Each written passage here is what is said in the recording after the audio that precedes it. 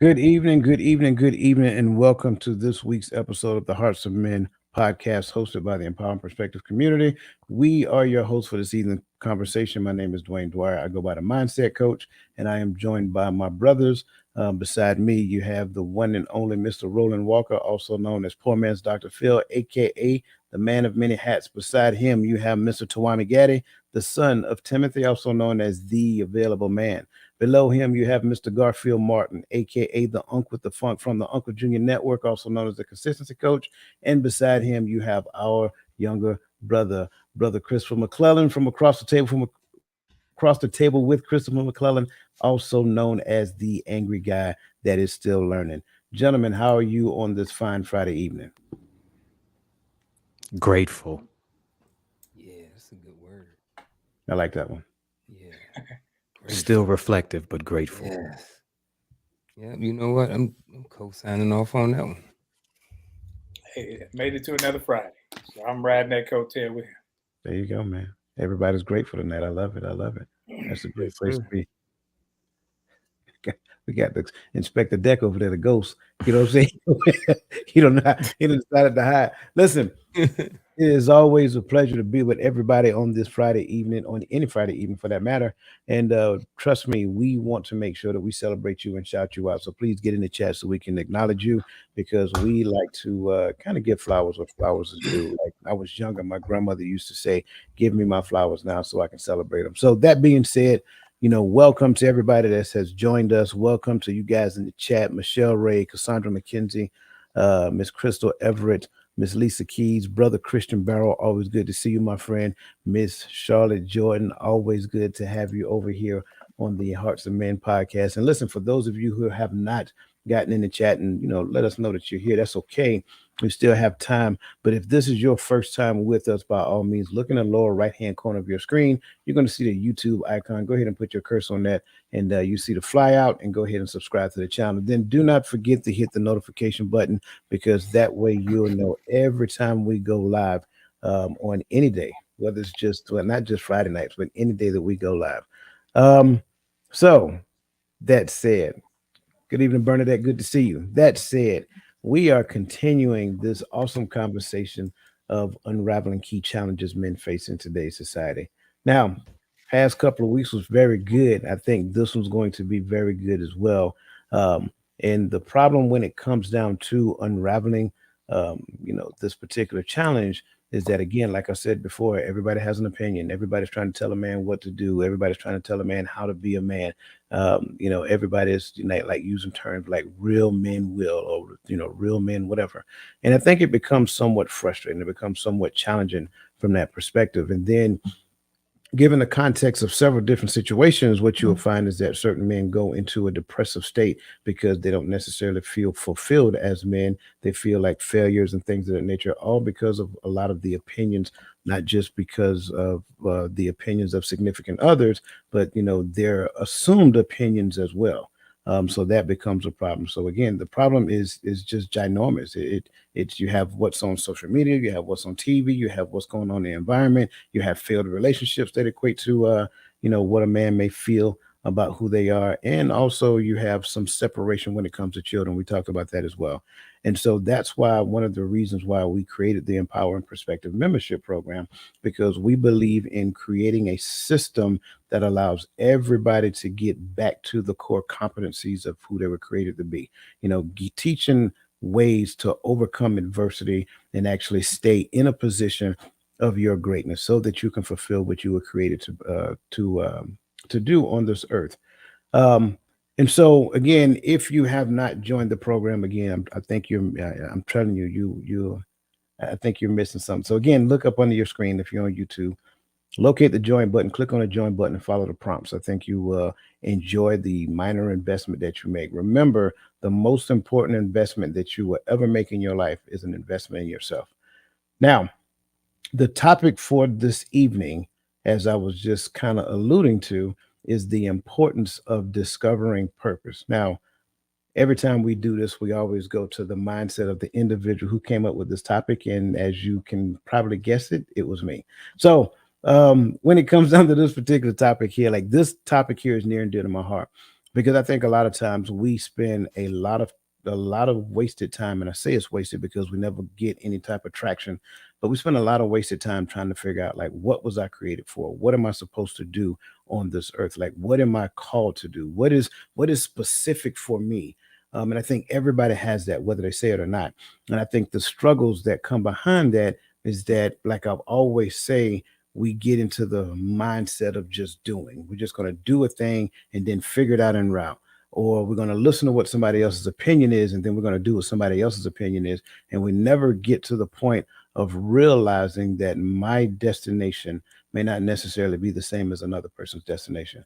Or even if it is the same, I may not, I probably am not supposed to take the exact same route. So another person's opinion about what it is that you're doing or how it is that you're doing can be just as detrimental as doing absolutely nothing at all. And so that's one of the reasons why I looked at this, because for me, it took me years to figure this out.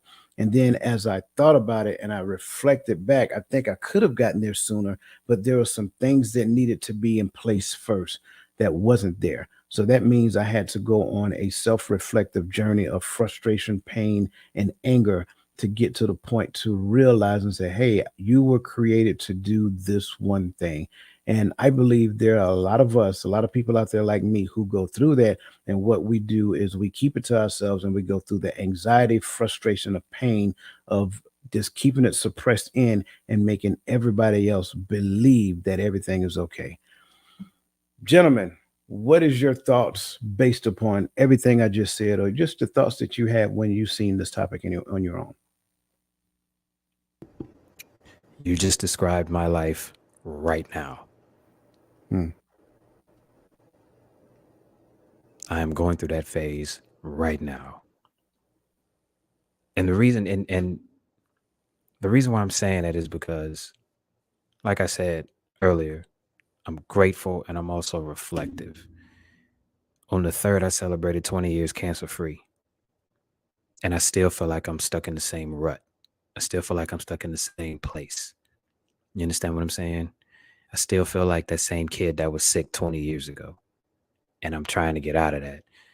And you brought up fear. The only thing that I am terrified of is getting sick again. But the more I think about getting sick again, I start to feel like I'm going to get sick again because I'm constantly thinking about getting sick again. You understand what I'm saying? So that's where I am right now, if that makes any sense.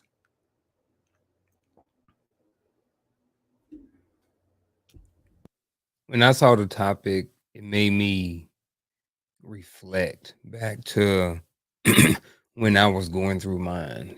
I'm still raising threes, not raising. My sons are 18, 21, and 28, but I still have the 18 and 21-year-old at home. And I got to remember that when I talk to them, that it wasn't, too long ago where my purpose wasn't discovered, so it makes me, when I thought about this, it made me think about, the information that I want to share with my sons.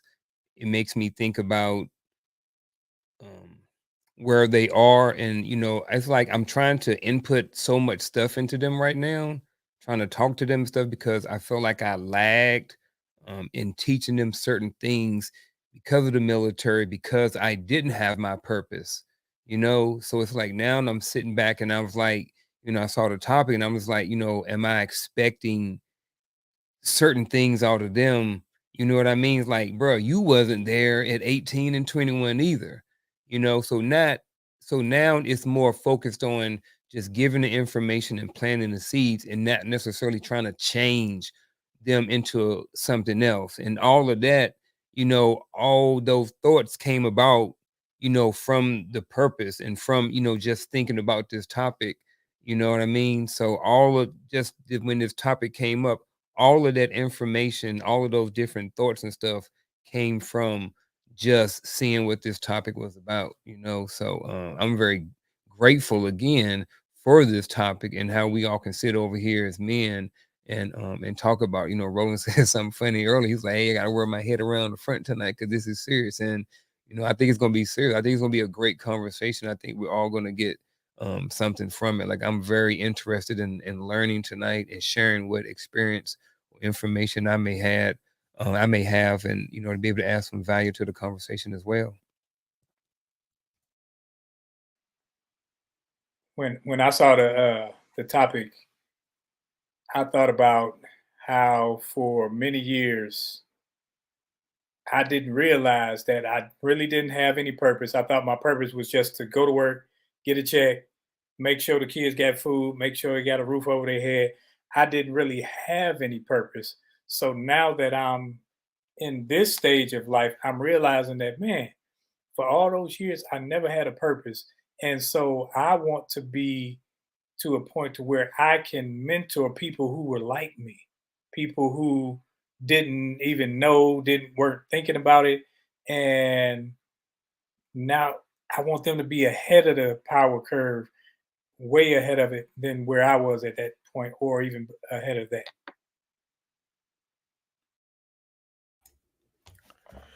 Hey, to be honest with you, like I don't think I can do anything other than echo what my brothers have already expressed, because it's that mindset of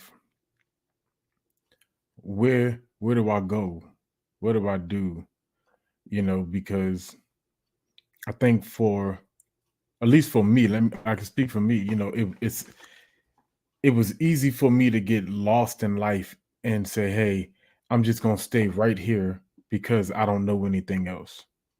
I don't know what my purpose is. And then if I find out my purpose, and if it's not related to wearing a uniform, can I take the uniform off and do that or whatever?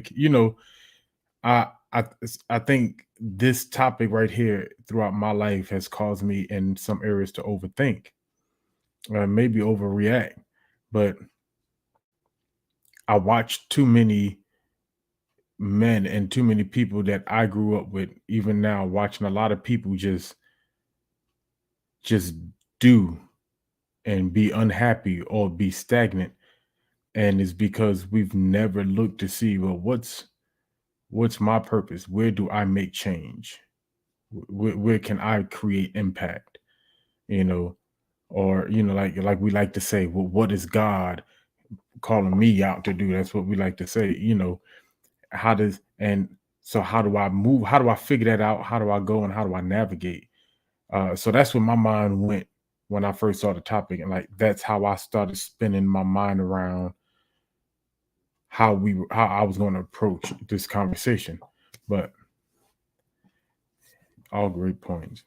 I like it. I like it. And that's kind of like what I was saying in the beginning. Like no one had a blueprint. Like we all had to figure it out in some shape, form, or fashion. And I think the key that we heard just now is that, you know, it was our own thing. And so that being said, I want to dive into the first question here. Since we've already discovered that it was different for all of us, right? How would you describe a man's journey toward discovering purpose in his life? Painful. That is how I would describe it. Man, I need more than that, bro. Painful. I'm telling you, man. And I say this all the time, man. Trying to figure out your purpose comes with a lot of unlearning and rewiring. And a lot of times that unlearning and rewiring is painful because you're unlearning things that you've been doing all your life. You're unlearning things that you've heard all your life. You're changing things that you have been doing all your life. And it's painful. You understand what I'm saying? Like it really is. And I always say this is the component of finding purpose that nobody talks about. Not how simple it is, but how it's not easy and how painful it is to have to go through it. Nobody talks about that. Let me ask this because I'm glad you started um, about the pain piece of it. Like, where does that pain come from? If you can kind of like Like, give us a little snapshot. Like, what causes the pain? Where does it come from? And how does it persist? Because trust me, I think everybody can relate. So I just want you to kind of dive into it a little bit. I'll speak from a base level. It starts from within. Like when you change things that you have been doing for so long, your body has a chemical reaction. And some people don't know how to deal with that. And it hurts. It hurts mentally because it hurts mentally, it hurts physically, it hurts emotionally. And a lot of times it hurts spiritually because when you're going through and you're trying to find your purpose and you're seeing that what you've been called to do does not align with any of the nonsense that you have been taught, that you've heard, that you've done, your body goes through changes. You understand what I'm saying? You feel anxiety. You sometimes have panic attacks. You understand what I'm saying? Like it's just pain. It's one of those things that it's indescribable. It's something that you literally have to go through to understand. Mm. You understand what I'm saying? I do. So yeah, it's painful. It's painful, and a lot of times when a man finds his purpose, thank you, Lisa Keys, you have a sense of loss. You go through the 5 stages of grief. It is painful because when a man finds his purpose, a lot of times he loses his old self, which is kind of like a death in the family. You understand what I'm saying? It's painful. Oh, I get it. I just want you to explain it so everybody else can get it. I'm telling you, man. And I'm speaking as someone currently going through it. There's no age limit to this, man. Like there Yeah. really isn't. There's no age limit to this. There's a time period where you sit and you think to yourself, I'm not living up to my potential, but I've been told this, but I know I can do this, but I've been told this. But what I know I can do contradicts everything that I have been taught. So now I have to go through all of these changes to do this. It Yeah. is painful. Seriously, it really is. Can I And ask? mainly, Oh, go ahead. and mainly the pain of it. And I say this all the time, and I'm pretty sure that everybody's gonna crack a smile when I say this. But the pain of this comes from letting go of your ego. The death of the ego, and oh my God, the death of your ego and self accountability. Those two things are painful. Mr. Props over there. You about to ask something, Uncle Junior? Yeah, I just want to ask everybody a question, and then Well, let's finish this question first. Then I definitely want to hear your question as well.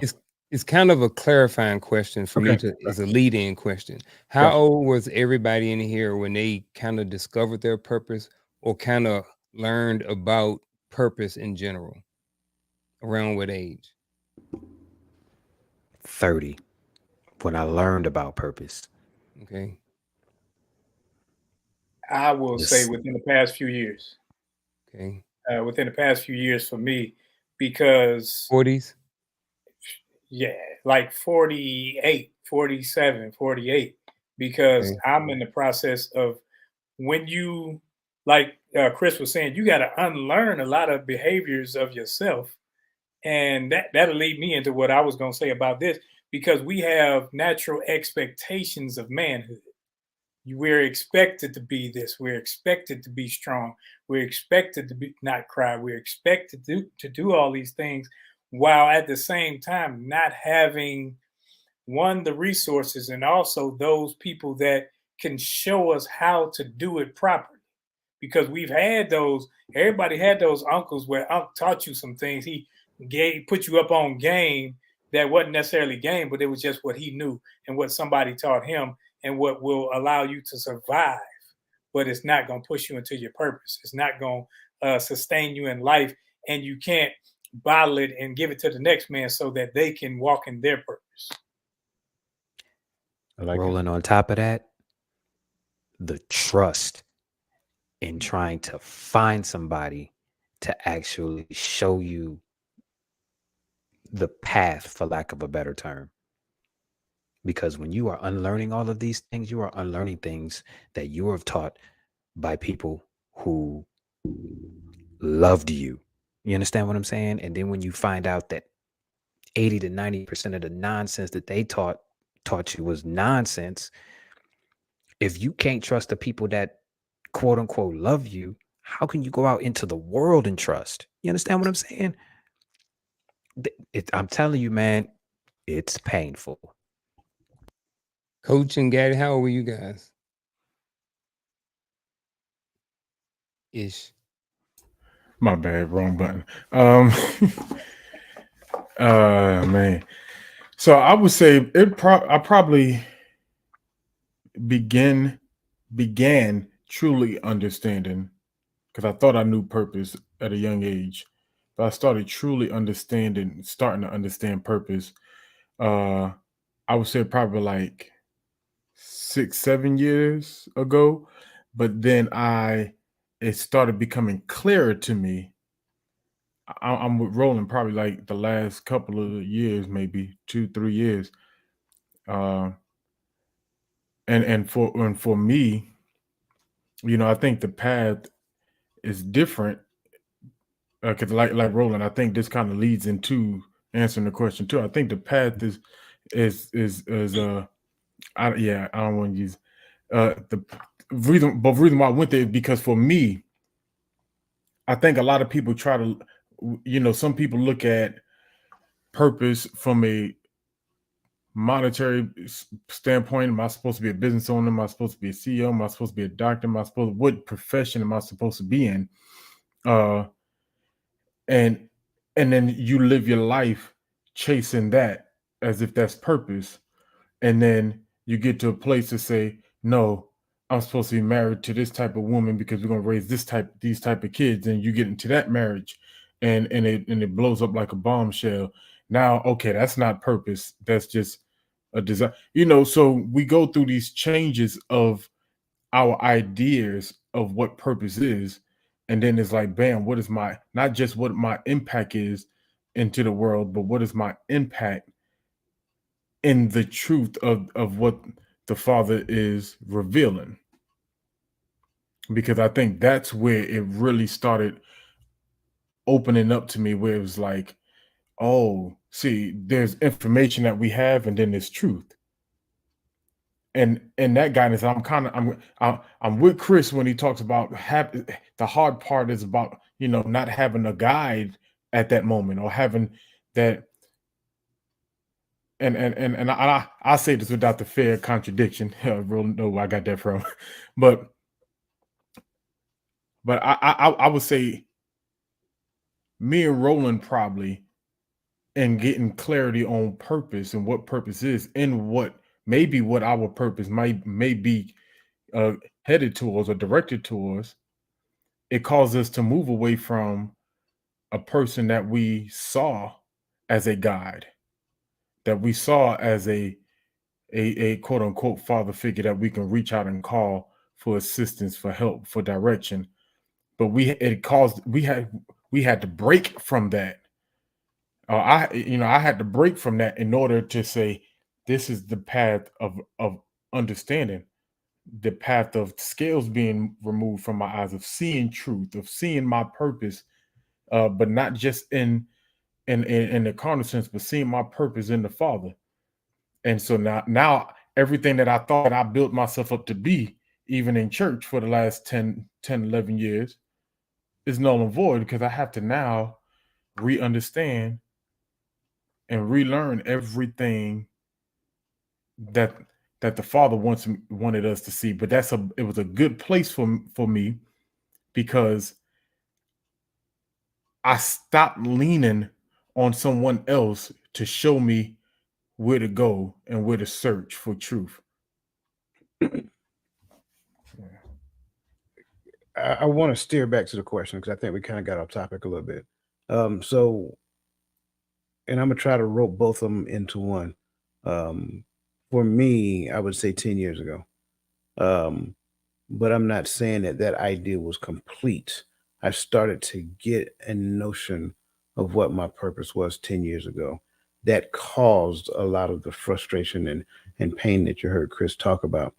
How would I describe a man's journey toward discovering their purpose? Confusing. It is probably one of the most confusing journeys you'll ever go on, as of what I said earlier. Everybody has an opinion. Everybody wants to tell you what a real man is. Everybody wants this. Everybody wants that. I literally watched a TikTok video earlier today to where they got married, and within 30 days they were arguing because she wanted her name over everything. And then at the end, she told him that a real man would have already done this by now.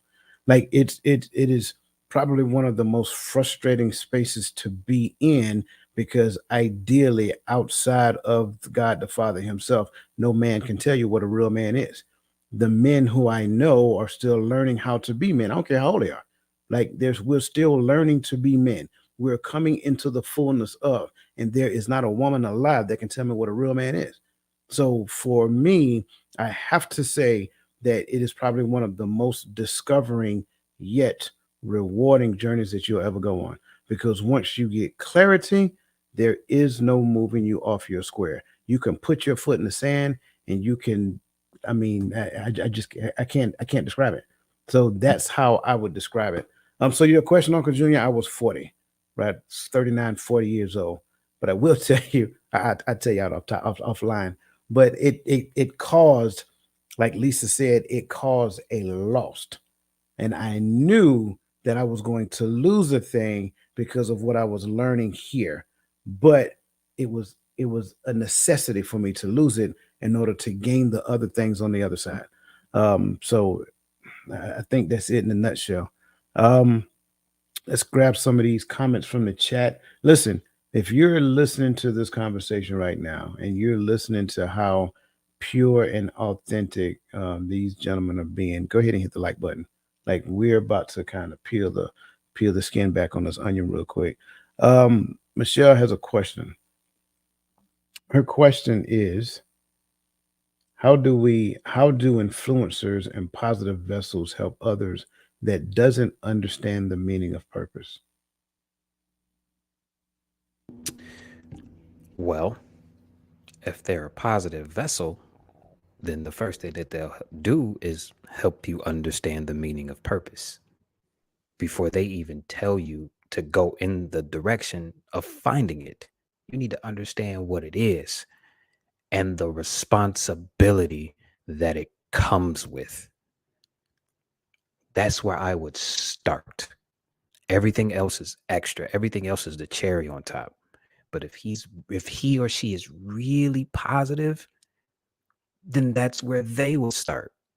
All right, you want to know about purpose? Do you really know what it is? Do you really understand the responsibility of it? And then they'll break that down. And then after that, because I believe that right there is rock bottom, understanding what it is. And then after that, you can build. That's the foundation. Understand what purpose is, period. Not your purpose. What is purpose? You understand what I'm saying? So I don't really think, for the most part, you can help somebody that don't want to be helped.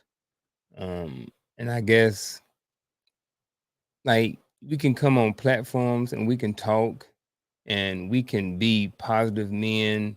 We can talk all the good things. We can lead by example. But if someone, is not ready to jump into that space, or they can't kind of sort of get it for themselves. Like for me, I don't know. I didn't grow up learning about purpose. I was in my early 40s as well. You know what I mean? And unlike y'all, mine was fulfilling. I guess maybe that was like the end result, but I looked at it as like I wrote down a fulfillment through consistent exploration. Like I was constantly exploring new different things all the time. You know what I mean? So for me, it wasn't like painful. It was a lot of confusion in there because I was getting exposed to new information. And it was, like Chris said, it was sometimes contradicting with old information. So, but I think with influence and positive vessels and stuff like that, you know what I mean? I think that, we can put it out there. And I think if nothing else, you can't, like I said, you can't really make somebody or want something or help somebody that don't want to help themselves. But I think at the same time, influencers and positive vessels can just keep doing what they're doing, keep leading by examples, then keep spitting out valuable, positive information and stuff like that. I really think that that's really all you can do. I'm with Unc right there. You, as an influencer, I hate that term. I do. I really do, because you have a lot of influencers who influence people in negative ways, or just to be materialistic, or whatever. But that's a word term that we use nowadays. Now, when we talk about positive vessels, if you are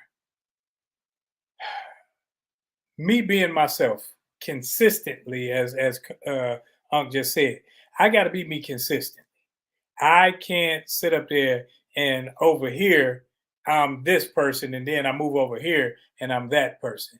That's why I tend to choose where I will be doing all this. If I'm talking over here and y'all talking all this raunchy stuff, I can't be over here and now I'm righteous. Raunchy and righteous don't go together. I don't care what t-shirt you put it on, it just don't work. So being consistent allows people to see me in the light. So whether they're ready or not, they remember. So they remember, like, man, whenever that pressure comes on them, they say, I can count on that dude to be this, because that's what he is. That's who he is. And some people rather live a fake life. And I think that's where we've come to this society where I can be one way on the internet and I'm all this and I'm happy go lucky and yada yada, but I'm miserable. And I used to be like that. I was miserable. I was that person who I make people laugh, make people smile, but I'm going home sitting in the car like, I just want to just, go to sleep. And that's where a lot of people are, because they living in a fantasy land and not in reality. But helping others doesn't mean that I have to take you by the hand. It means I got to be consistent so people can see that in me, that's what they get. So they know if you come to me with some bull crap, I'm gonna call you out on your bull. I'm not gonna sugarcoat it.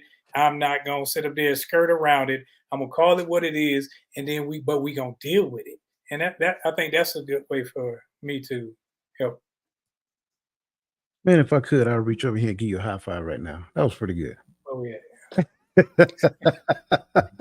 And Coach, can you really give somebody an understanding, a meaning of something like this that's so personal? Like, I don't want to jump individual, but like, you know what I mean? Like, how do you explain something that's so personal to someone? You know what I mean?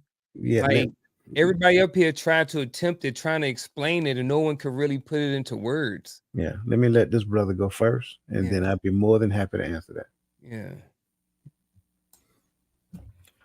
So I to be honest with you, I might as well just yield, because that's kind of where I was going with it, because that was going to be my answer. I don't think an influencer or even a positive vessel can truly give you the meaning of purpose, because and I was just what Coach pointed out, every brother on here has shared how it was a road that had to be traveled alone.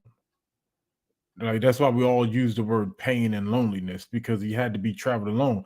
The best thing you can do, if you love me or you care about me, or you're a friend or brother, I call you whatever, the best thing you can do is just have my back, be my support, hold me down while I'm on that road, if you know I'm there. Because some people don't. I think the idea of having a definition of purpose, right, is so obscured, is because that everyone tries to put it into a box, but it's always in a box depending on what they think someone's purpose should be. It's never really, it's a platform, this is purpose. It's always, when you grew up, you used to always be told, hey, the spirit is on you, you called to preach. Spirit can be on you and do something other than preach.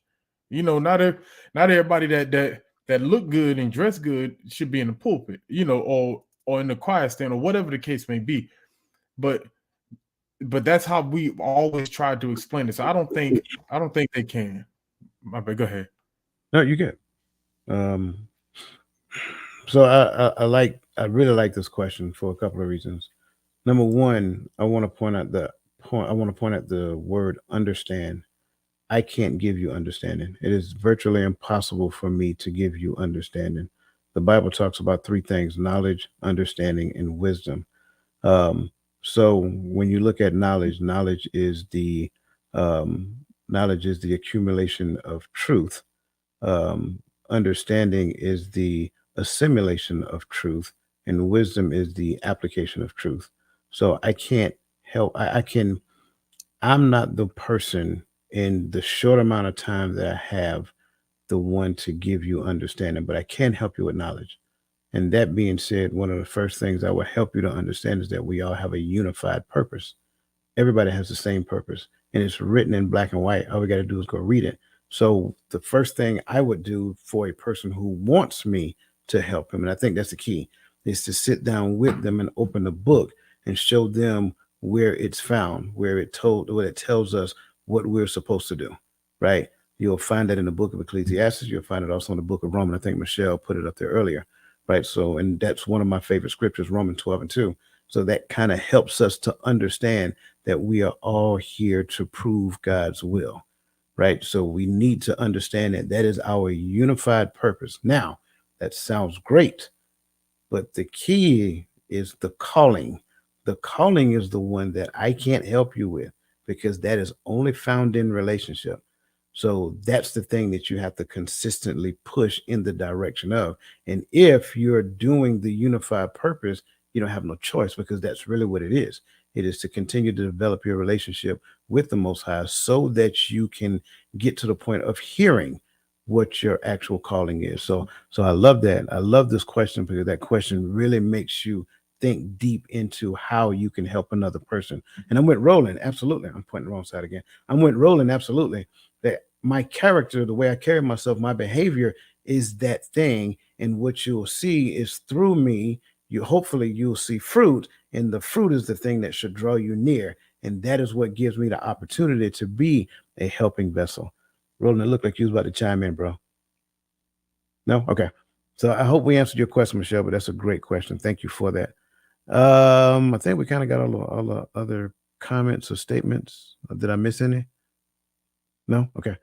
All right. Let's move on to the next question. Okay. In what ways can lacking a sense of purpose exacerbate the other challenges men face, such as mental health struggles, difficulties in relationships, or simply feeling fulfilled?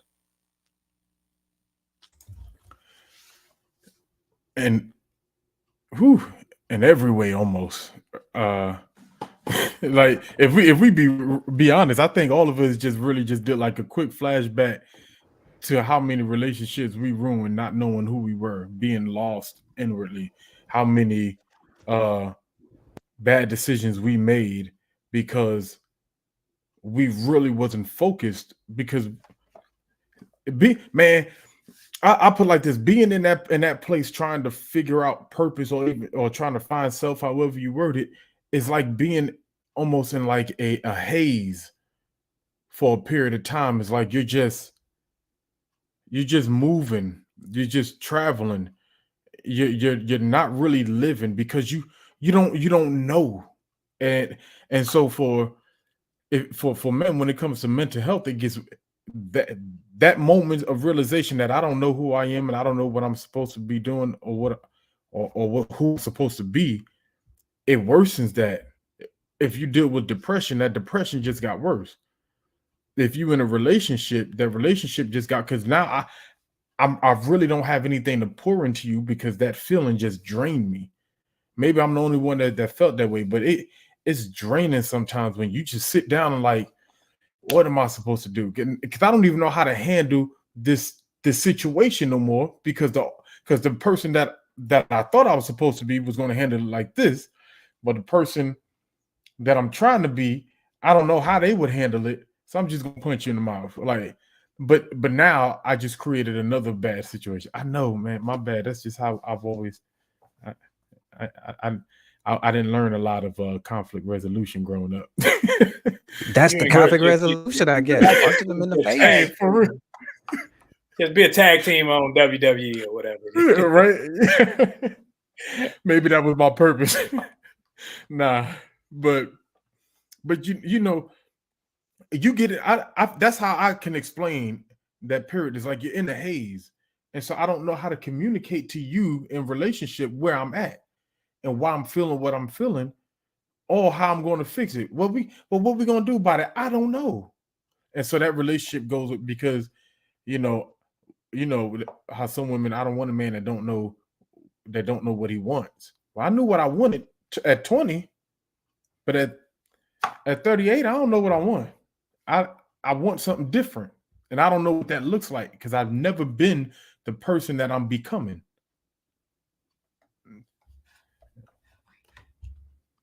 When I look when I look at this, I want to hit on the difficulties in relationships piece of this.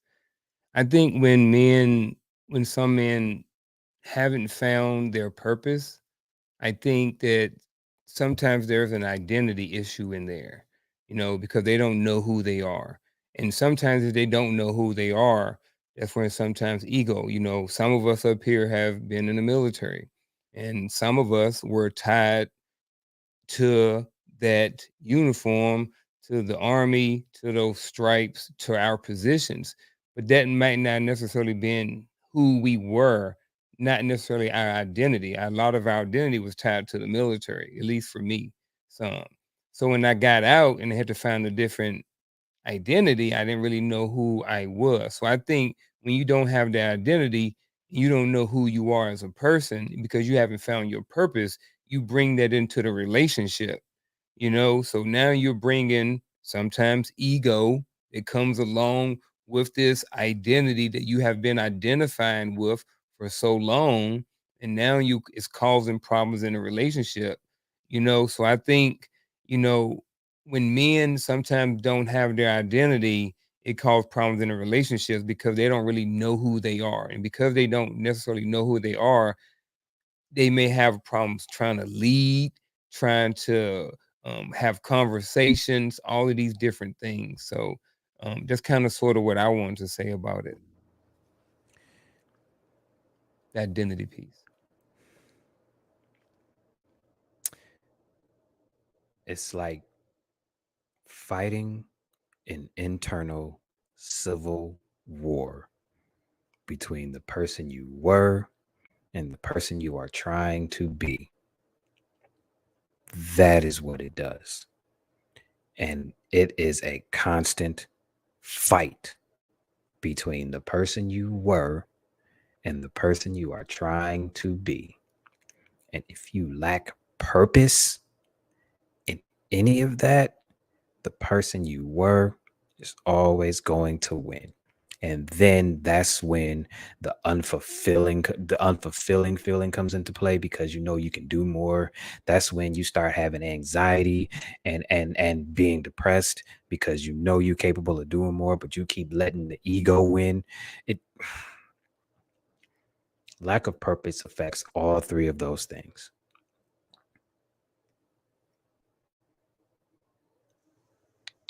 I had to write mine down because I know these brothers. I'm old, man. I got to write stuff down and say professional liars because that's what you actually become. You become a professional liar, and not that you getting it monetarily, but everything that you're working for now is exactly what these brothers just said. So now, when it comes to relationships, since I'm acting the part, I don't know what it's about. I don't know how to do it, but I've seen other people do it. So now I become a womanizer because okay, I like this person, I like that person, I'm supposed to love her, and then somebody say, "Oh, when y'all getting married?" So no, boom, now we walking down the aisle. When it comes to my job, they said I was a sergeant, so now I'm playing that part. You're playing all these parts and putting on all these different hats, yet you don't know your purpose because you don't really know who you are. So when the anxiety comes, when the depression comes, now you got to act this part and act that part. You're pleasing other people. So now you're just piling things on yourself and becoming less and less in your purpose more and more what you shouldn't be, and you're discouraged. You are in a state of where I just want to give up simply because I don't know who I am. Because one, I'm reading all these books, but you didn't read the book, because the book will tell you who you should be. It should tell you how you should act, how you should treat people. But you're reading everything else. You're calling these people, you're looking at your horoscopes, and you're doing all these things that telling you how your personality should be. So you gauging yourself from a worldly perspective of how you should be as a spirit person. But you're saying, okay, well, this ain't marrying up. Well, it should marry up, because you done made a pot of gumbo when all you were trying to make was a ham sandwich. Shouldn't be eating that ham anyway, it's bad for you. But so I say we are becoming professional liars, and we're only lying to ourselves, which means when you lie to yourself, you tend to, it's your reality, but it's a lie to everybody else also.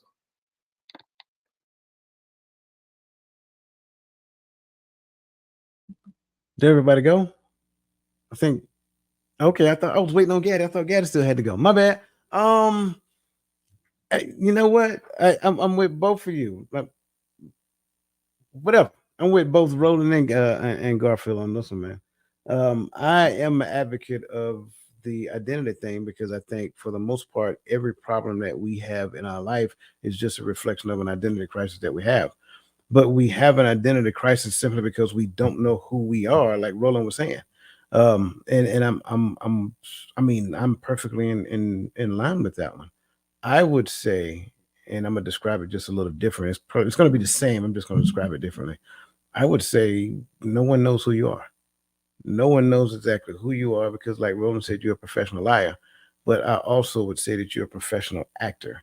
You act in a space of relationship. You act like everything is okay when it's not okay. You act like you got it all together when, lo and behold, you don't. You probably got bills jumping out the back door into the trash can, but you showing the best version of you on Instagram, Facebook, all this other great stuff. And when you go outside, you dress, you got what they say, you got about 3, 4 millionaires. That ain't what baby boy say. You got about 3, 4 millionaires on, bro, but nobody knows who you are. That's the thing that I really believe happens. You have an identity crisis. You are hiding behind a mask because you don't want to reveal the real you. Because if a person learns who you are, then the problem is you actually think they might be bold enough to be honest with you. That's what actually happens. It's not a bad thing though. I want to make, because we feel it as though it's bad, and I want to make sure I'm saying that it's not bad. We just feel like it's bad. At some point, you're gonna have to take the mask off. You're gonna have to be vulnerable to somebody so that they can help you overcome the thing that you're dealing with. That's what I really do believe is true. As always, Brother Barrel comes with the knowledge. Brother Barrel says it's a lonely road to find your purpose. Many people will lead you away from your goal and purpose, but it takes discipline to find your way to live in a purposeful life. How do you guys feel about his comment? It's true. It is true. It is lonely. It is stressful, and it is painful. It is. And it does take discipline to find your way.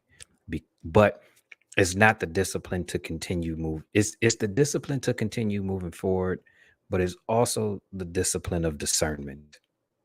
You understand what I'm saying? It's the discipline of discernment to understand that there are going to be people that come into your life to deter you, but there are also going to be people that come into your life that will help you. It is I true. say yes and no. I had a great support system while I was going through my transition and didn't even know it. You know what I mean? Even a couple of years ago, I was connecting with people that I didn't even know. And I think part of me going through my purpose is what attracted those people to me and me to them. You know what I mean? I don't think it's by happenstance that me and Chris met in a chat room. Not them old school chat rooms, but we met on a similar platform. You know what I'm saying? To clarify. Cause we are over the age of 30. So So, but yes. So yes, but at the same time, finding your purpose, it is lonely because no one understands it except for you. And initially, I didn't even know that I was actually kind of going through the process.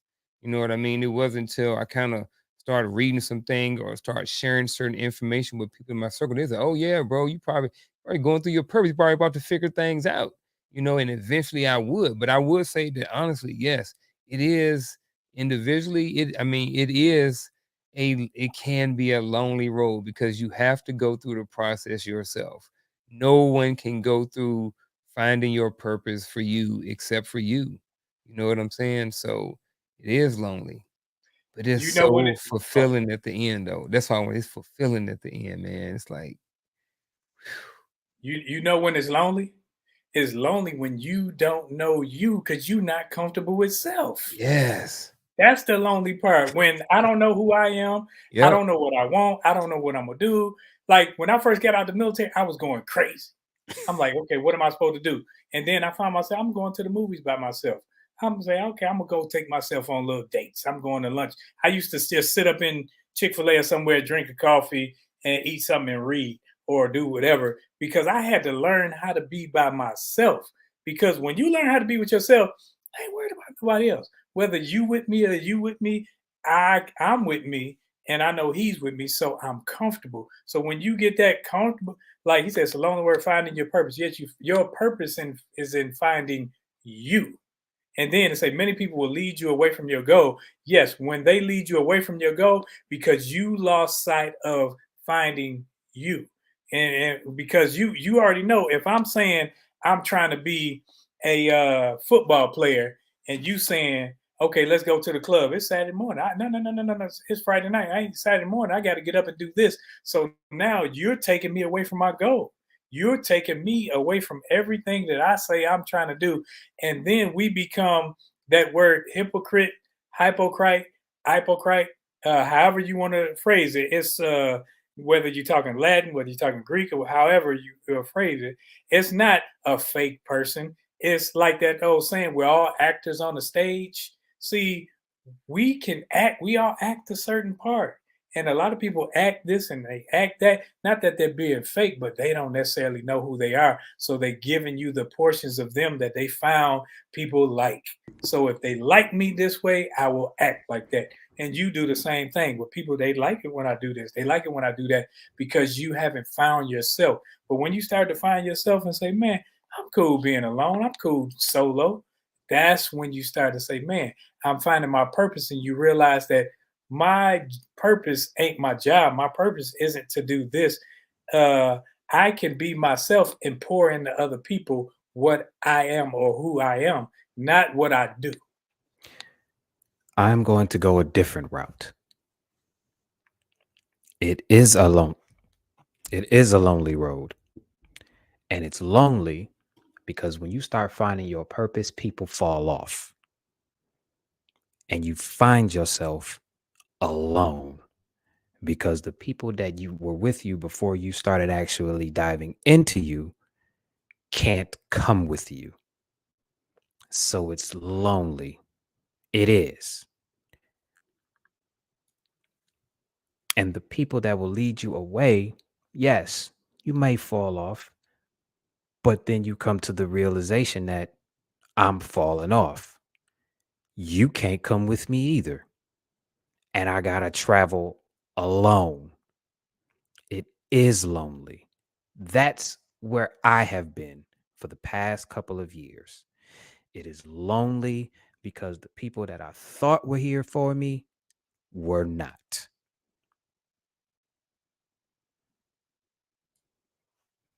But guess the reason why? It's because you have elevated, right? So those people who you were friends with or whatever, they were friends with the other Chris. That's who y'all became friends with. Old Chris and that person. So now there's a new Chris or an upgraded Chris. You know what I mean? And you're like, I ain't really feeling this Chris 2.0. I like the old Chris where we can go hang out and drink and smoke and do all the other things. That's the Chris that formed the bond. that they formed a bond with. And now that Chris is, like y'all was talking about, shedding the old you, that's the person that they're friends with, not this person. They don't want this. They don't want to be with people like you. They ain't attracted to this Chris. But see, that's what I'm talking about. You lose people. You understand what I'm saying? It is a lonely feeling losing people that you thought cared about you or that you cared about because you're up here now and they're down here. A lot of men have not learned how to cope with that aspect of it. You understand what I'm saying? That's where I am coming from. Then you get new people. Right. And then you get new people, and then that feeling starts to go away. But until you get to getting to those new people, you still feel like, yes, I know the divine creator is with me. I ain't even talking about that. I'm saying, hold on, wait. I wasn't done. I know the divine creator is with me, but I have nothing tangible. You understand what I'm saying? I can't reach out and touch anybody anymore because those people that I used to reach out and touch are not the type of people that I can bring up here. So yeah, it is a lonely feeling. You understand what I'm saying? Like that aspect of it. It's lonely. You muted, bro. Flash said it's lonely at the top, but no, no. But and I understand what you're saying. It's lonely because you're by yourself. But that's where I think I look at as what you guys are describing as pruning. It's just like pruning, and just like a woman's cycle, it's the lining being taken away. It hurts. There's a pain there when she has her cycle, and that's why she has cramps. She has cramps and everything because I grew up around women, so I understand where he's coming from. Right. I So she understand has where the he's coming cramp from. and everything. I get the analogy. Because it's necessary that part of her leaves her body. Just like it's necessary that some people that that was my dog, that was my family, that was whatever, but they can't go where I'm going because I'm trying to move higher.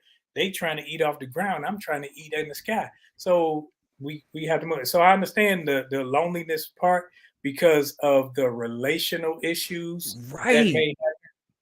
That's what I'm saying. Like you lose it. But see, I'm looking at it in like I lost that, but I gained this because I'm learning who I am and who I am. I don't need that. I don't need to smoke. I don't need to drink. I don't need to cuss. I don't need. I mean, it's all about me learning me. So if I can gain me, excuse my French, what the hell with them? That's why I talk so much about equivalent exchange. There is no gain without sacrifice. You understand what I'm saying? So I understand the sacrifice part of it, but it still hurts and it's still lonely when you do it. It's just necessary to do. You understand what I'm saying? I think because I can relate to all this, by the way. Even being raised in a house full of women, I can relate to all that. I was just surprised you used that one, but I'm with you. I think if I can kind of spin this a different direction, from a relationship standpoint, sure, it is lonely because of a loss. And I'm agreeing with Roland. I look at it as pruning as well. And I can't gain this if I try to hold on to this. That's the thing. That's why we prune plants because we need to cut off the dead weight. Not that any person is dead weight. I want to make sure that I'm saying it that way. However, I look at it from the perspective of the thing that I'm pruning is not anyone else, it's me. I think when we're completely honest with ourselves and we understand what we're learning in the lines of the scripture, the thing that is being pruned is me. The thing that actually that's supposed to die is me. I am supposed to die to myself. When this here dies to myself, then I realize who I really am. no other person is a bad person because I gave them access to me. That's the thing. That's the first thing that I have to realize. So the art of demonizing people is the worst thing that we have ever done, and we have gotten so good at it that it's normalized. That is the worst thing for us to do because me talking about you is literally talking about myself, and and we don't realize that. The thing that has to die, I'm gonna say it again. The thing that has to die is me.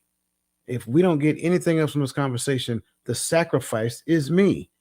He did it, and I am supposed to look at him as my example. Well, he sacrificed himself. Well, if he sacrificed himself, now that's my turn. And what am I sacrificing myself for? So I can gain him. That's why. So you don't gain without sacrificing. The problem is that a lot of us are still stuck in our adolescent years. We want everything without giving up anything. And so that's it. Like I'm telling you, just take a step back. Don't talk, just listen. And when you look around, you'll see everybody want gimme, gimme, gimme, gimme, gimme. Well, like Chris said, what is the exchange? There is no exchange. I'm not going to give up anything. I just want you to give me all your wares. What? No, it doesn't work that way.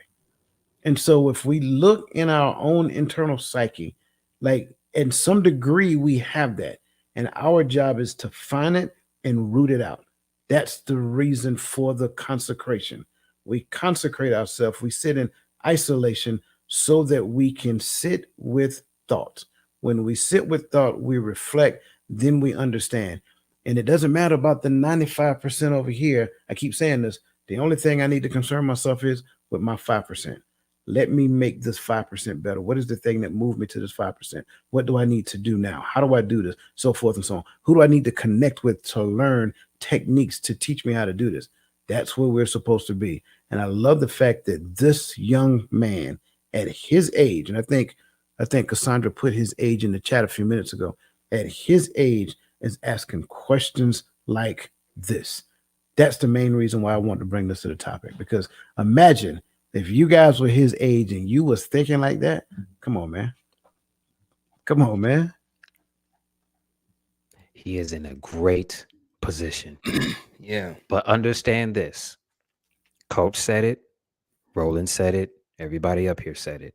But I'm going to break it down according to natural law. Humankind cannot gain anything without first sacrificing something in return. To obtain anything, something of equal value must be lost. That is the natural law of equivalent exchange. Everybody up here talked about it. You want purpose, you're going to have to lose some things. But the gain is going to be much greater. I'll shut up now. Nope, you're good. You're good. Okay. We got another question, and then we're going to continue with ours. Let's see, where's the other question at? There we go. Okay.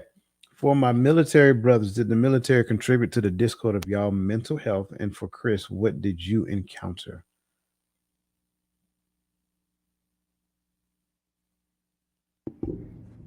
As far as,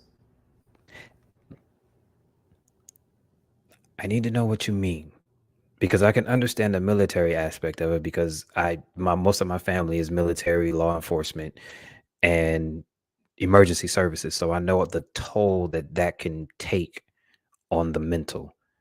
But I don't have any of those experiences. I just have the experience of, like I said, people that I thought loved me telling me something that was complete nonsense and having to unlearn it. And that includes family, especially immediate family. So the removal of myself from and you know what, that sucks so much, to have to remove yourself from your immediate family to figure out what you're supposed to do, because the people in your immediate family are telling you what you should do according to what they think, instead of asking you what you think you should do and letting you work it out. So I guess the component of having to get away from the people that claim that they love me to do this has impacted my mental health in ways I don't think anybody understands or would be able to make it through. Listen, man, I'm a tough dude. And that's not me tooting my horn. I'm a tough dude. You understand what I'm saying? To have to pull yourself away from the people that you love because you know they teaching you nonsense and you learning something else, that takes strength and it takes discipline.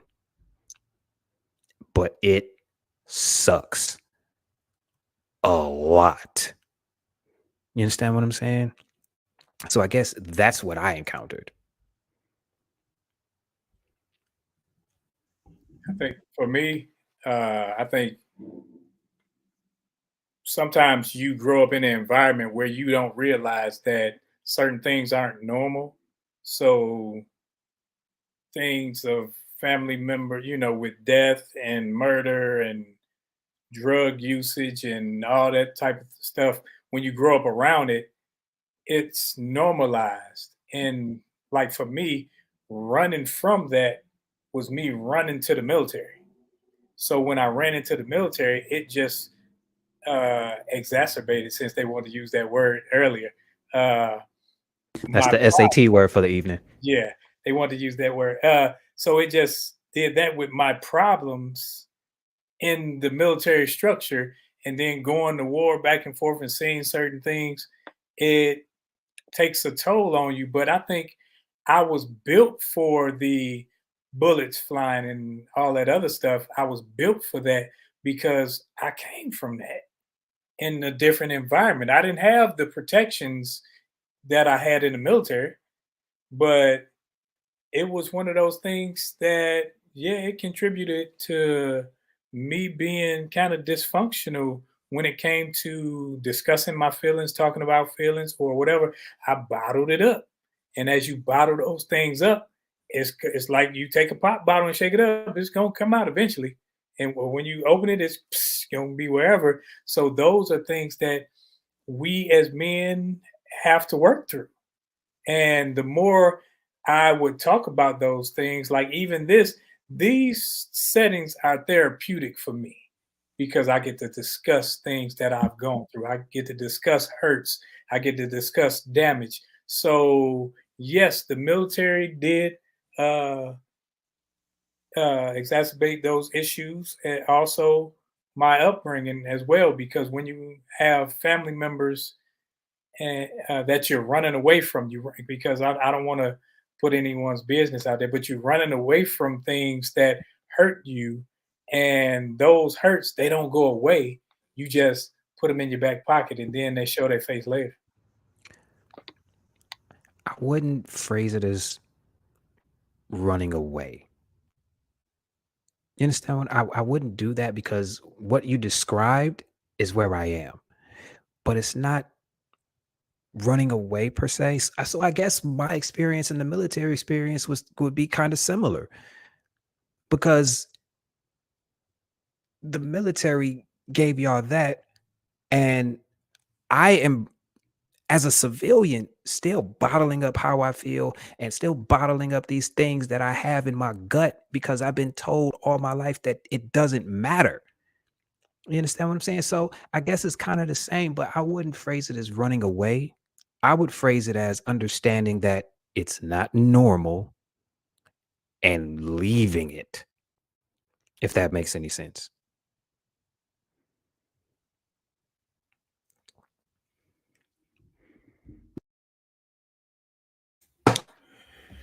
Um, man, for me, I don't think it manifested itself until I left active duty. Because being surrounded by the military setting kind of always had me in this prepare my mental for combat readiness. Even when we was in garrison, right? Everything we did, I approached it with the approach of, hey, we got to be mentally tough enough for combat, right? That's in everything. But separating from the military is when it really, really clicked in, right? So being deployed, being under attack, y'all know how it is, having to wake up 2 o'clock in the morning with nothing on but your IOTV and your undergarments and running to the bunker, right? Being walking the streets downrange, and V-bed just goes off a block away. Boom, you can feel it shake. Actually being on ground and being blown up. Personally, right? I became easily startled. I don't like noise. I don't like anything I can't predict going on behind me. I don't sit in restaurants unless my back's against them. Like, these are things that kind of developed. But then when I got out the military, it got worse for me. Like, that was just me becoming more watchful and having to see my surrounding. But to be around people who don't have those same experiences, and they have a total disregard for how I feel when they come behind me and start clapping and touching my neck with cold stuff and get mad because I almost throw a chair. Like, don't do that, especially after I express it 1,000 times. And so people that are not connected to the military and don't have and I'm using this word loosely, don't have an appreciation for the things that we have to deal with when you have to go down range, and they just pretty much give you that, well, get over it. Well, you'll get over it. You'll get used to it. No, I won't get used to it. You're gonna get used to getting tossed over the counter because my nerves are bad. But you laugh at me, bro. But I'll be dead. Sometimes I want to do it on purpose because I tell you 100 times and you still go behind me. But I'm the one that's expected to understand that they don't understand. But I'm the one who has to sit at my desk tense like this for 8 hours all day, and then got to go see a chiropractor because my back is messed up because I'm tensed 100% of the time outside this house because people have expressed they don't care and they won't be careful with what they do, and they don't care that it sets you. So that, to me, for me, it gets worse. It got worse coming out of the military because those are things that I really didn't have to deal with. The first time someone saw me jump after we got back from Iraq, it was widespread throughout the. Hey, yo, y'all chill from behind Gaddy. he ain't screwed too tight. You know what I mean? Not that I ever did anything to anybody, but those who knew, and it was just common respect for one another. So that's my experience to it. I think it's a good question. However, there's a part of it that I'm I don't necessarily embody or embrace, and that is the discord of y'all mental health. I'm not willing to say or embrace the fact of the discord of y'all mental health. However, I know exactly what she means. Um, in the midst of that, Chris kind of his response a few seconds ago was kind of like what I was going to say. I think what the military and civilian life has is the same thing, just in different. It just looks different. I will also add to it um, that the military, even though there's some goodness that came from it, there's also some long-lasting effects that came from it as well. Gaddy kind of talked about some of them. However, what the military did do in the beginning is it stripped you of all of those conditionings that you had before joining the military. And so you were conditioned to a way of life. You learned a thing. You learned how to operate as a team. You learned how to understand what code of ethics look like. And then you embodied those ethics. And then you started moving and doing things the way that they prescribed. So to your original question, I would have to say, to a certain degree, not necessarily the discord, right? Not the discord of your mental health, but I will say that civilian life and military life looks similar, but the way that they went about doing it was slightly different. So a great question, and again, I hope our answers serve your question well. Let's move on to the next question that we have on slate, so we can close this out. Um, our next question. Okay. Are traditional rites of passage that guided men towards their roles and purposes in society still relevant today? Not just a simple answer. Go.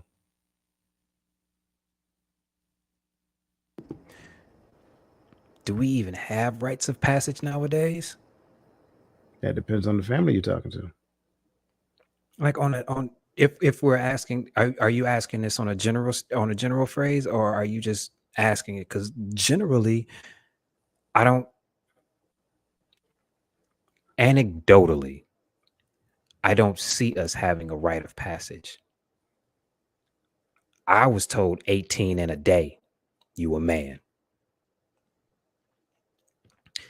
And the man that told me that didn't teach me a single thing about being a man, didn't teach me a single thing about the responsibilities that come with it, didn't even facilitate the role in his own actions.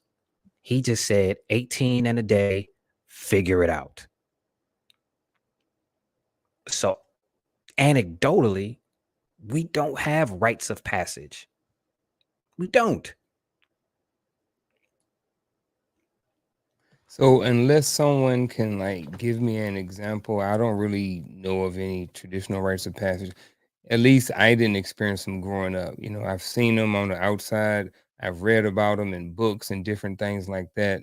But actually growing up and saying, "Hey, look, here's a rite of passage," and you go through it, I haven't seen that. My wife, on the other hand, when they turn a certain age, they have a big ceremony that's for a couple of days, blah blah blah. One thing that I can kind of think of, you know, as I saw this question was, it's something very simple. But remember when we were growing up, like when you learn how to tie the tie, like it was kind of a good thing. At least it was for me. When I actually learned how to tie a tie, there was something. You know, I kind of felt a little older, kind of felt a little bit more mature, whatever like that. But you know what I mean? That was it. But like nowadays, like I think I didn't teach my sons how to tie a tie. You know what I mean? I they don't know how to tie ties. Like I didn't do that. So I would say, you know, kind of sorta, you know, if I want to look at that as a rite of passage on a small scale, then I would, you know, to this question, then I would say that these roles, um, a lot of these things are not relevant today. So to clear up the question, I put in the chat. I said jokingly, but I'm serious. It's like Cliff and Theo carving the Thanksgiving turkey. Like dad is the only person that did these things, or the man of the family is the only one who did these things. And once you got of age, that man taught you how to do it so he could pass it on to you. I never had that. Like I said, the dude that was supposed to facilitate that role didn't. 18 in a day, figure it out. I think we've been separated from our culture so long that we didn't necessarily have those rites of passage where it would have said, okay, you are now a man. Not meaning that you grown, like I'm with Chris, 18 in a day, you know, gotta find your own way. But I was out at 14. So it really didn't matter because those people that were responsible should have been responsible for teaching us weren't necessarily impactful in our lives in that arena. I think my brothers kind of just showed in their own way the answer, right? And not because they shouldn't be, not because they weren't good for the community, the culture, for the young man becoming a man, right? But because of everything that's just been expressed, right? Uh, we have an overwhelming lack of male presence. So who's giving that rites of passage, right? A hockey player can't give a basketball player a rites of passage into the NBA, right? No, you ain't played. You know, so who's giving that to them? You know, a lot of these things, learning how to start working on the car with your father. That I the culture of today, as long as well as what's been expressed, but also the culture of today, it is not really. If I take my sons outside and show them how to change the oil filter, right? And I put that on social media, right? My fault, first of all, for putting it on social media and not expecting a response. But if I put that on social media, what's the response? Well, you need to take them girls out there too. I didn't say I wasn't. I'm just sharing that this is a moment with me and my sons, you know, pulling them aside, teaching them first, teaching them how to do things. I want my girls to learn how to change their tire or change out their tire, do the stuff that they need to know, emergency stuff. But I want my boys to be able to have to do to be able to do some of the mechanical stuff I learned later in life. I didn't have a car, but that idea of taking something aside for a boy is actually it's extremely demonized. It's not widely accepted. So when we start talking about in society rejects it as a whole. Not our circle, not our community here that gets on the empowering perspective in the empowering perspective community, but our society as a whole, they reject the idea. And when you do stuff like that, it's kind of it's looked at as if you're hyper masculine, or oh, he's gonna be a chauvinist, oh, we got to get rid of the patriarchy because this is not acceptable. That's my take. Nope, I agree with you 100%. And I often wonder, is that part of the reason why it takes some people so long to get to the point of understanding purpose and Yes. getting to their calling? Yeah, that's my take. And I believe- didn't do it, and I didn't do it like that to get a laugh. I did Nope, it like that because that's my life right now. Mm. You understand what I'm saying? You are looking at the embodiment of that exact statement. And it sucks. Never mind. I was about to go down a rabbit hole, and I do not think we have the time to do it. No, I appreciate you being honest with us, brother. And I appreciate everybody for being honest. We appreciate everybody who joined us this evening. Again, if you have not liked this show, go ahead and like the show. I put in the chat earlier that there's a free gift on YouTube at the top of the chat. So again, if you have not taken advantage of that free gift, go ahead. I promise you it is free. I'm not making that up. But as always, this brings us to the end of our show and that bittersweet moment. And that's the moment to where we go into our final thoughts. That being said, we are going to start off in this conversation with our young brother Chris, and then we'll just continue going from that point on. So, Chris, sir, you have the floor. My final thought is actually, you know what? I don't even know if I have a final thought, because most of my final thought has been things that I've been saying all through the show. Finding your purpose is necessary. Getting people around you that'll actually guide you to understanding what purpose is necessary. And as Christian said earlier, it is lonely and people will try to deter you, and it takes discipline. If you do not take anything from this show, take this. And I said it earlier, and I am going to repeat it. Humankind cannot gain anything without first sacrificing something in return. To obtain anything, something of equal value must be lost. In other words, if you want something, you are going to have to remove what is in its way. Sometimes finding your purpose will lead to you removing things that are in its way, and it is going to suck. I really want to beat that in, because people think that this is something easy, and it is not. It's just simple. Understand that there is no gain without sacrifice, and two things cannot occupy the same space at the same time. That's my final thought. My final thought is this: the journey to find your purpose can be very challenging and is full of many things, emotions, relationships, all the things, because life doesn't stop just because you're going through your purpose.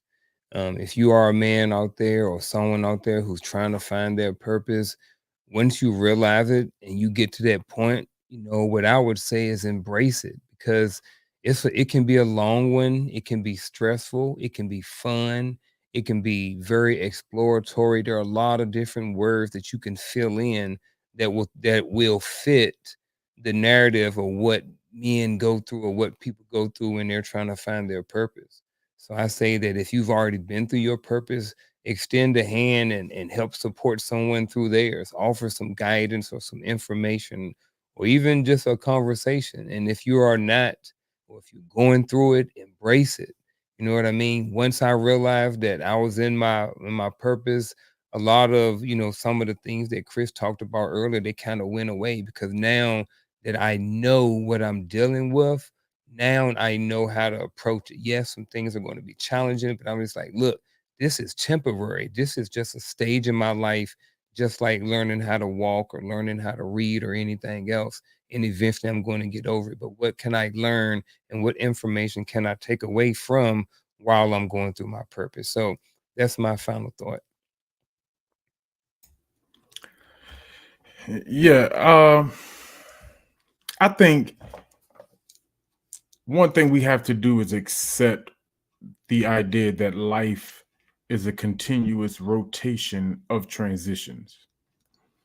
Every time you think you done figured it out, there's a transition. Every time you think you've gotten comfortable, there's a transition, and that's life, right? Even in the corporate, you might have found the career you like, but after 5, 10 years, you don't want to still be where you are. Now you transitioning. You're trying to get to a new hat. And then when you get there and you want to move again, all right, and maybe I gotta go back to school. Maybe I gotta study for these certifications, but I ain't been to school in the 15 years I've been in this in this field, right? Life is full of transition. So the first thing I think we have to do is accept that what your purpose, you feel like your purpose is today, you may not feel like that in the next 5 to 10 years.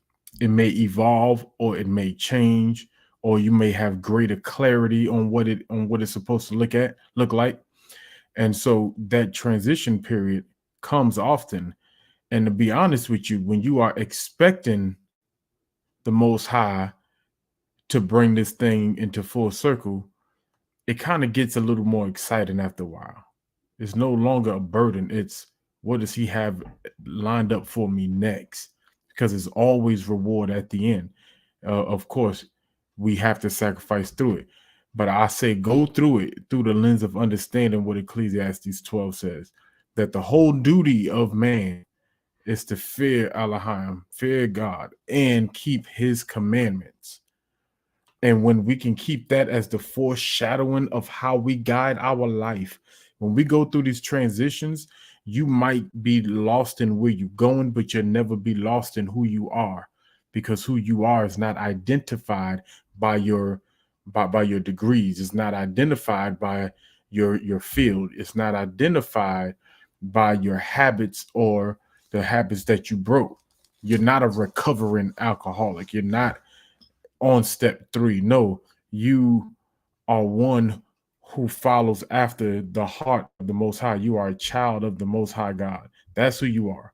Identify yourself there. Live in that purpose first, and everything else will begin to full circle itself back to you becoming a better you. Man, I think when I was in the military, I was considered the doc, not a medic. I was the medic. I was the head medic. And when the mess hit the fan, I had to run to whatever. I had to run to the explosion, to the fire, to somebody getting shot. I couldn't run away from whatever the problem was. I couldn't just run away from it. I had to run to it because that was my job. And in that, I found purpose in helping people, and almost to where you can get a God complex because you need it. When I retired, I didn't know what to do with myself, didn't have any purpose. So what I had to do was learn who Roland was, not Sergeant Walker, not any of those terms that I used in the military, but I had to really learn who Roland had become over the years, and I had to unlearn some things.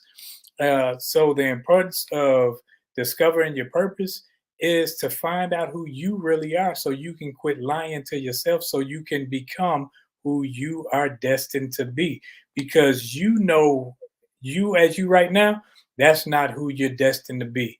And if you can just sense an inkling of greatness in you, that's what you got to push towards. You got to say, okay, I know I've been damaged, but I'm not damaged.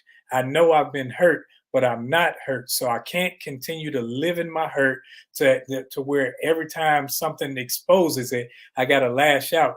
That's not where I want to be. So even though I still hurt in places, once I feel that pain, I say, okay, I got to work on that. And that's something that I have to work on. I have to be better. I have to do, because I can't depend on anybody else to do it.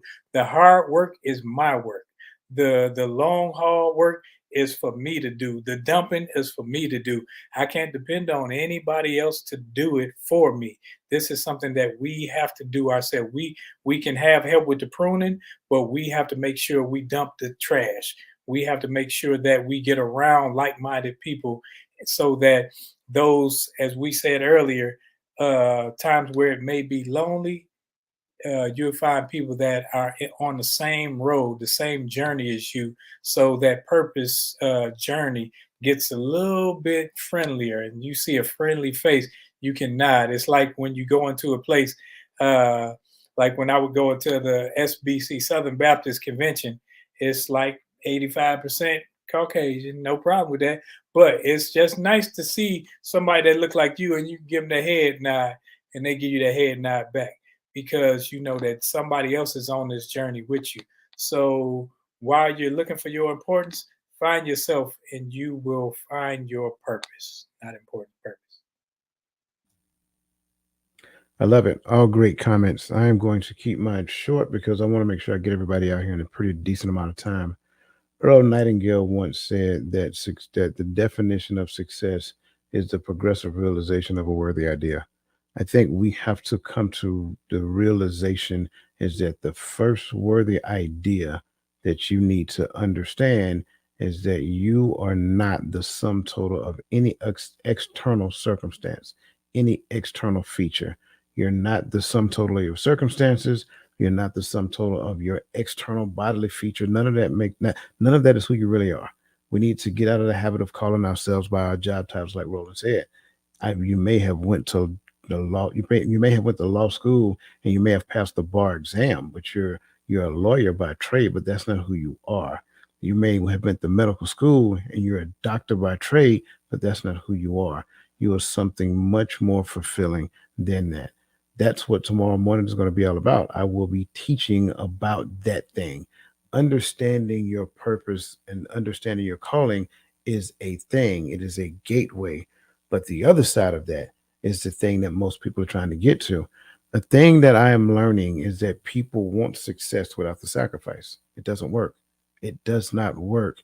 You will get the image of success and you're going to over gratify yourself because you're going to celebrate with those people who believe in superficial means. But for people who really know, for people who really understand, we're not buying it. We're not buying it. So again, don't chase the things, chase the internal fire that's within you that is destined to come out of you. It's going to come out one way or the other. You can do it the easy way or you can do it the hard way. Why not choose the easy way so that you don't have to go through the pain and struggle and suffering that we talked about? I like the comment at the end of the conversation about the rites of passage. We men across the board, and I'm just talking to men right now, right? We men need to be influential in the lives of young men. I don't care if they're not your child or not. I'm just being honest. Listen, don't hesitate to do two things. Don't hesitate to pour into their future. Don't hesitate to point them back to their father. That is essential. Now, whether the father receives them, that's between them and the father to work out.